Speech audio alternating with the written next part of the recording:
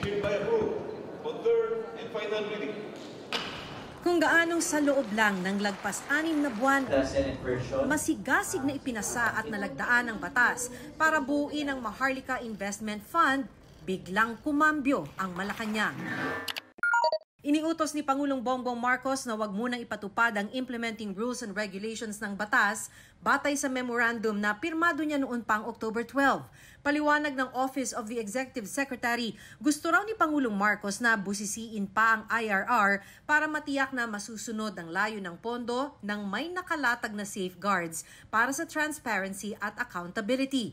Naka-address ang memo sa Bureau of Treasury, pati sa Land Bank at Development Bank of the Philippines. Ito ang dalawang government bank na inatasan ng batas na maglaan ng paunang pondo sa Maharlika Investment Fund na binuo bilang sovereign wealth fund ng bansa o instrumento ng pamumuhunan na gobyerno ang nagpapatakbo. Ibinenta pa man din ng Pangulo ang MIF sa mga leader at negosyante abroad sa kanyang mga foreign visit. 75 billion pesos ang kabuuang nilaan ng Land Bank at DBP. Kaya kamakailan humingi sila sa Bangko Sentral ng regulatory relief o pagluluwag, lalo't dahil sa pag-remit sa Maharlika Fund na bawasan ang authorized capital nila.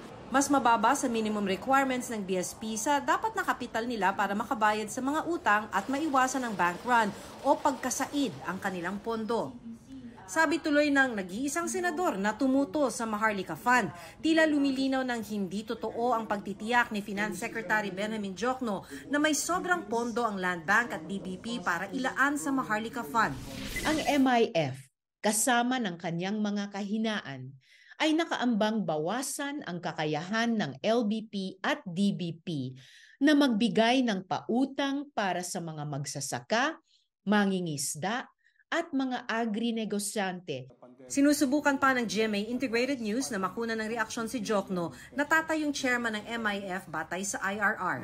Sabi naman ng Senate Minority Leader na wala sa botohan para sa pagpasa ng batas. The banks were not being forthright with us. They should have told us that they will be having extreme difficulties in complying with the capital requirements. Ayon naman sa isang kongresistang tumutol din sa Maharlika Fund. Dapat i-chunk na talaga ito dahil unang-una gagamit ito ng public fund na kailangan ng ating mga kababayan. Pero ang ilang mambabatas na nagpasa sa Maharlika suportado ang suspension dito ng Pangulo.